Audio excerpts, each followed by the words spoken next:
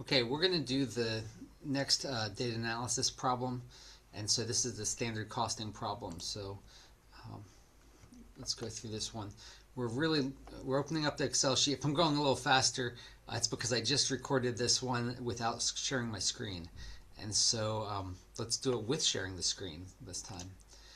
So if we look at it, we have a number of products made in different facilities.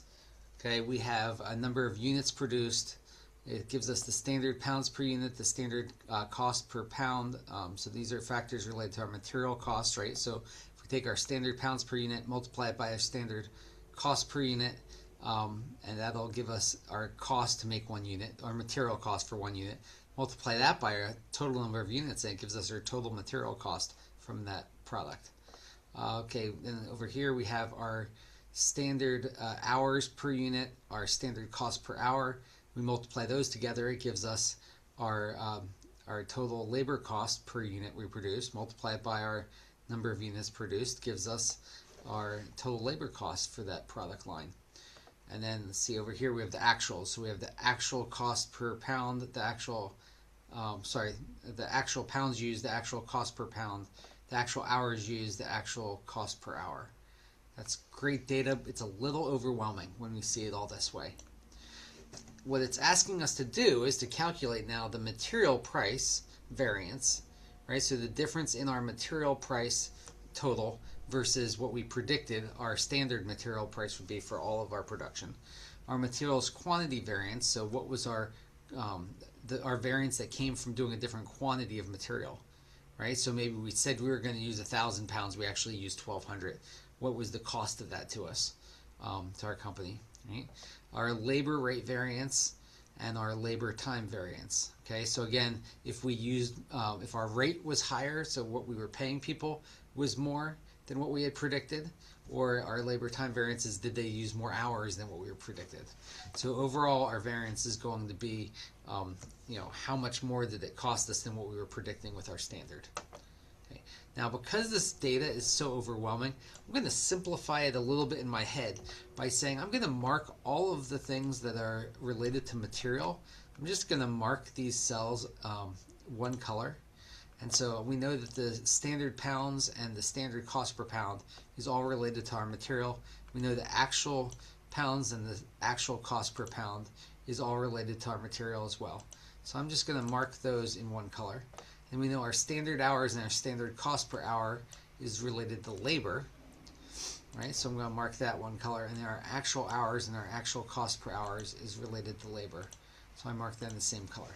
So now I can keep these a little bit more separate in my head because it's just so much data. So let's look at our material price variance. Now, if you don't remember the formulas, I handed out sheets in class. You can Google it and look it up, right? So we look at the materials price variance. And we say, okay, what is the materials price variance formula? And so the material price variance formula, I'm just going to Google it. Material price variance formula. Okay, so we look that up.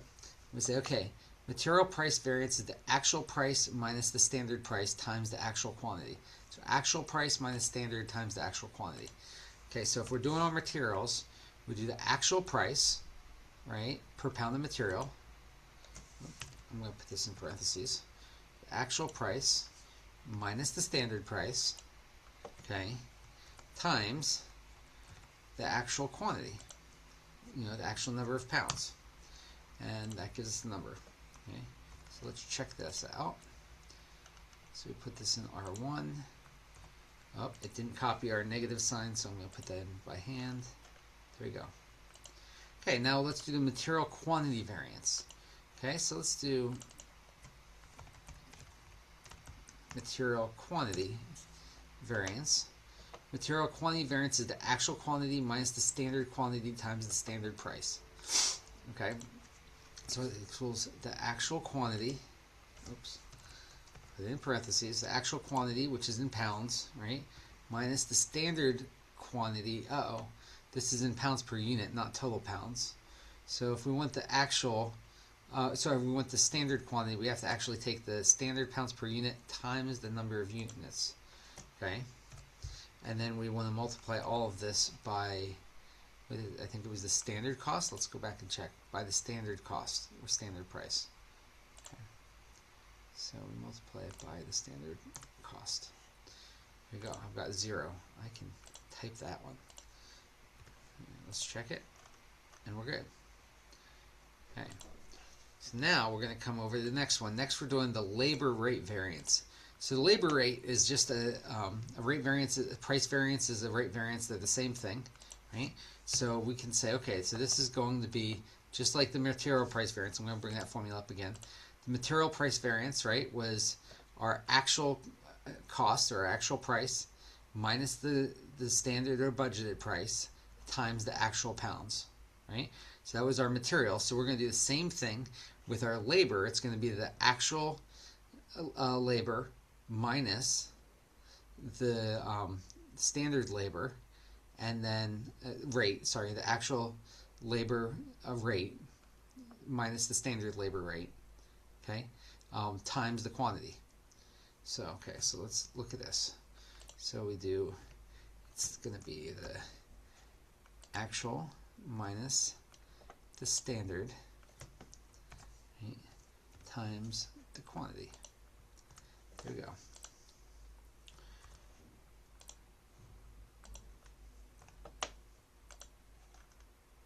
Okay.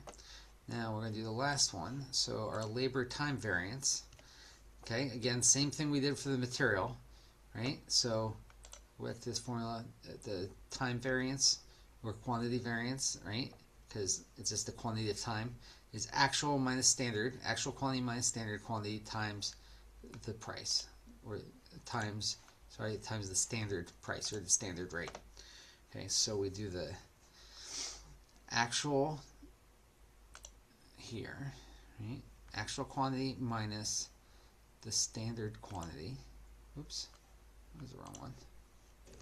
That's why we, and for the standard quantity we have to, again, we have to do the per unit times the number of units. Okay, and we multiply that by our standard rate. And it's easy to mess up, so we always check. There we go. Okay, and this last one now should be pretty easy, right? So the last one is just the overall variance, which is just equal to the sum of those. There you go. So we'll check this one. And we need a negative sign. There we go. Okay, so next we need a pivot table. So let's build our pivot table. Oh, we need to copy these down. I forgot about that. Oh. Okay. Copy those down. So we insert a pivot table.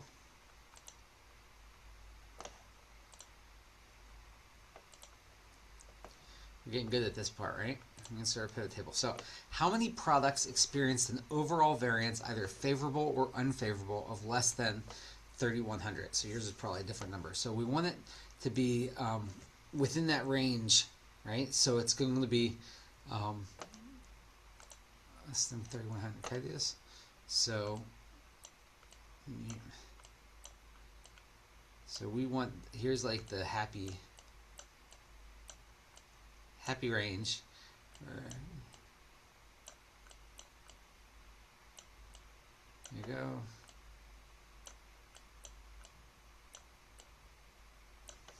There you go. So we want to know how many of them are in this range where they're greater than negative 3,100 and less than 3,100. Okay.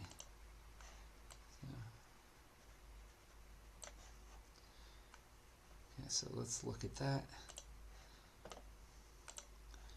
So we need to know what products, right? So we want all of the products. I should look at this. How many products experience the overall variance? So we want to see the products, and we want the overall variance as our value. Okay, and so there's a lot listed here. Okay, so now how many are in that range? So I'm going to use a formula, and it's going to be the count ifs formula. So I want to see if I look in this range. So count ifs is a fun formula. Whoop. There we go. In that array, right? So those cells, comma, I want it to be both greater than negative 3100, and I also want to look in this range of cells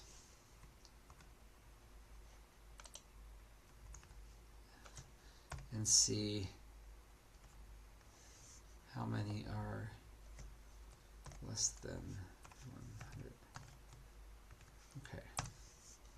Whoops, I did something. Oh, I need count ifs. Not count if, count ifs.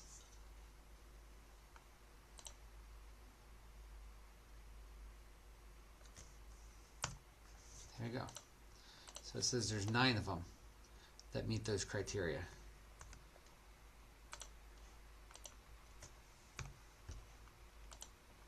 Yeah, okay, cool. Okay, next question. How many products in the Adair facility did not have any materials quantity variance? Okay, so this one. We know we're going to need to know the facilities, right? So we're going to do a facilities filter. Okay. And we're looking for how many products had 0 materials variance. So we're not looking at overall variance. We're looking at materials. I think it was materials quantity. Materials quantity variance. So how many had a 0 here in the Adair facility? So let's do our filter for just the Adair facility. Okay, so there we go. And we just want to know how many zeros there are. So we could, if we want, we could do equals count if, right? This time we don't need the S, we just need the 1. We could look at these. That, okay, comma, equals 0, right? Not comma, parentheses. So we could do that. Count if in that array it's equal to 0, and there's 14 of them, which, there you go. So that's one way to do it. Another way we can do it, if we want, that way's so quick, I don't even know why I'm showing this other way, but another way that popped into my head is I could put this materials quantity variance as a filter, and then I can just select, it'll give me all of the options, and I can just select the zeros and just have it show me the zeros. Okay, and then here instead of sum I can choose to count, and there you go, it tells me there's 14 of them. So those are all the ones that have a 0, and it gives me a 14. So that's another way to do it. So there you go, you have 2 options. Okay, question 3. How many extra hours were used above the standard number of hours for products 12, 17, 35, and 74? So we know we need to have a filter for those 4 products, okay, and we need how many extra hours above the standard number of hours. Okay, so let's do this. First of all, I don't care about the facilities. I just care about my products, and I'm going to put products in there. Okay, so I need products, and I need hours above the standard number of hours. Okay, I'm going to filter this first. So 12, 17, 35, 74. Years are going to be different.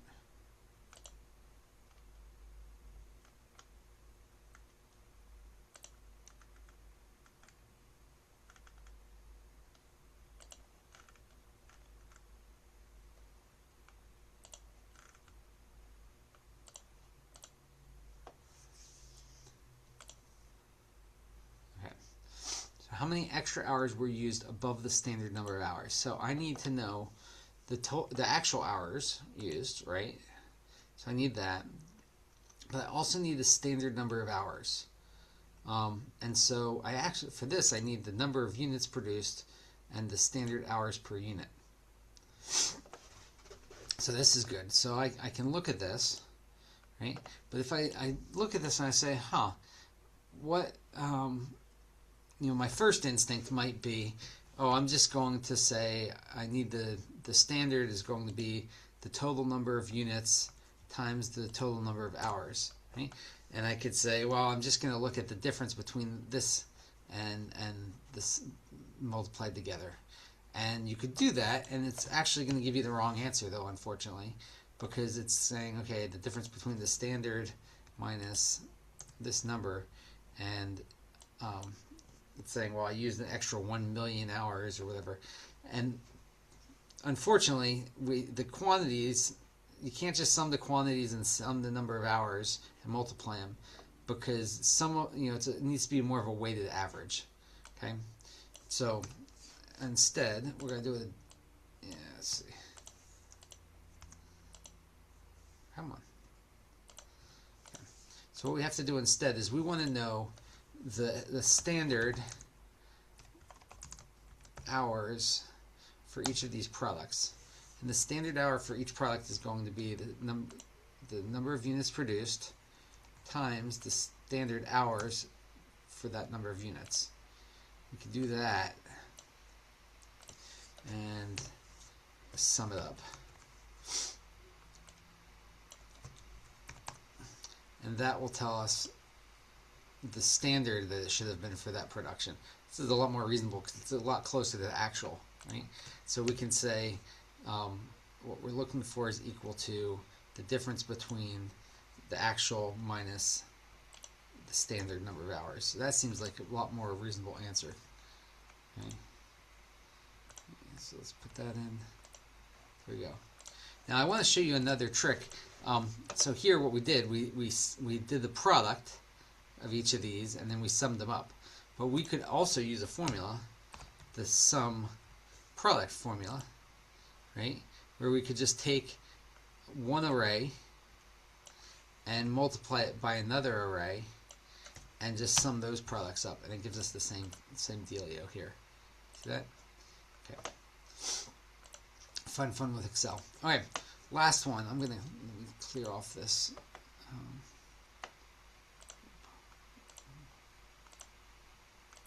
It's nice to start with a fresh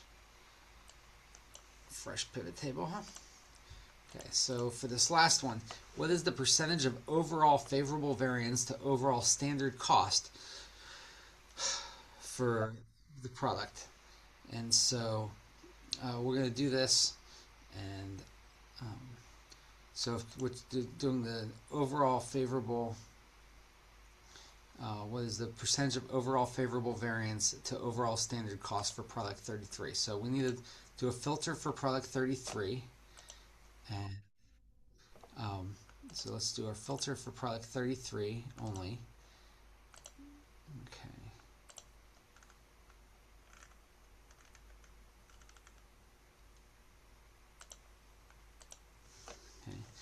And we are doing overall favorable variance to overall standard cost for the product. I'm actually going to see if I can pause this.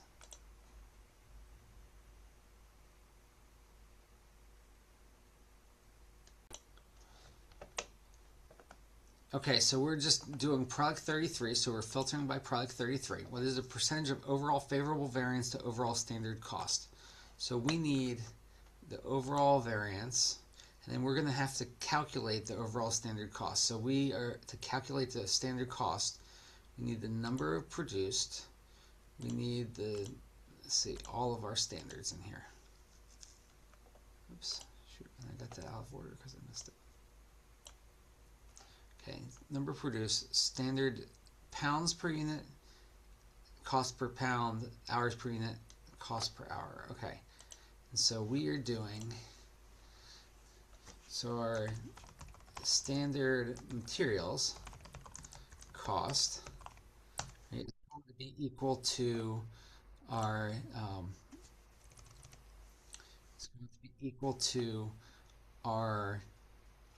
number of units times the standard pounds times the sum of the costs, and our standard labor cost is going to be equal to number of units times hours, standard hours times cost per hour. Okay, so standard cost is just going to be the sum of those two. Okay, and I'm looking at our variance divided by our standard cost. Okay, and I want this as a percentage, and